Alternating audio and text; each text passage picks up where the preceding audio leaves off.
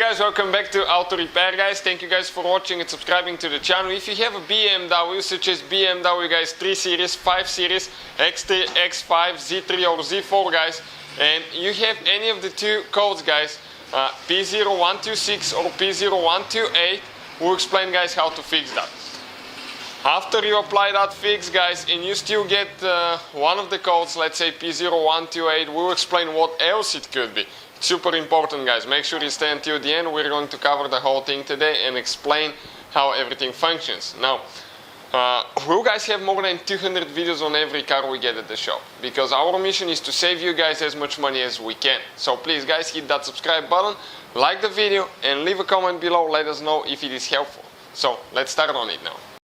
So we have this 2005 BMW 3 Series guys, but the same engine, the same components have been used on BMW 5 Series, even the E39 and E60 that engine is being used.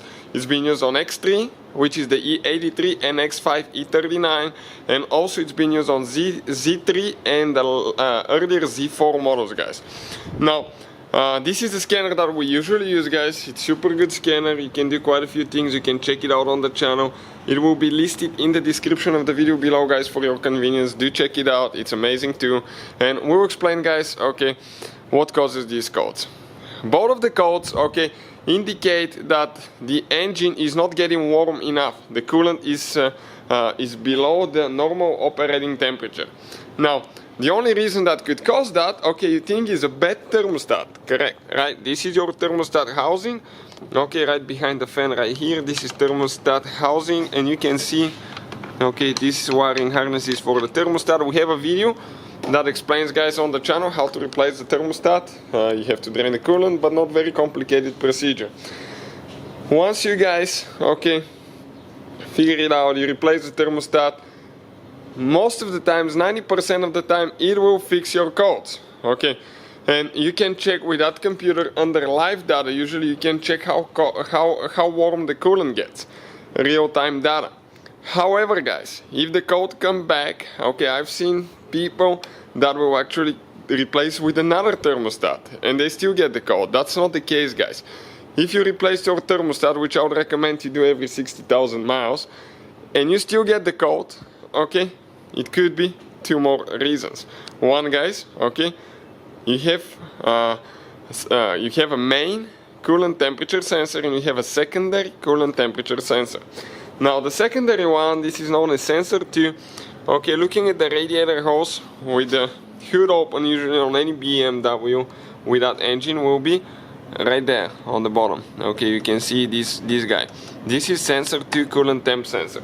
Most people think that's the only one they have. No, you have to have one on the cylinder head guys, otherwise your car will not read it correctly. Cylinder head temperature is the most important one, because you don't want to wrap your head and all that stuff. So under guys right here now, okay, let me explain quick.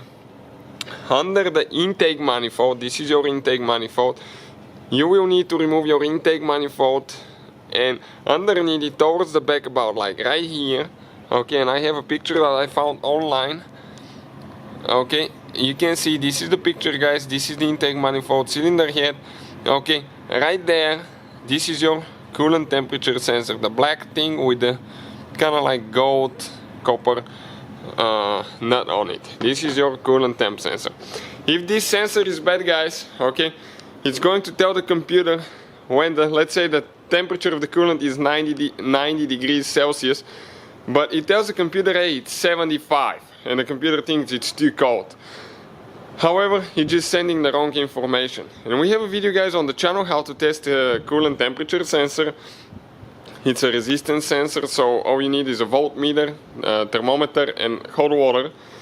And check it out guys, it's on the channel, it's getting really popular video now, people like it a lot, and they say that we save them quite a bit of money and trouble knowing that they have a good or a bad sensor. So this is guys the reason for these codes. Thank you guys for watching, please subscribe to the channel for more videos and see you guys next time.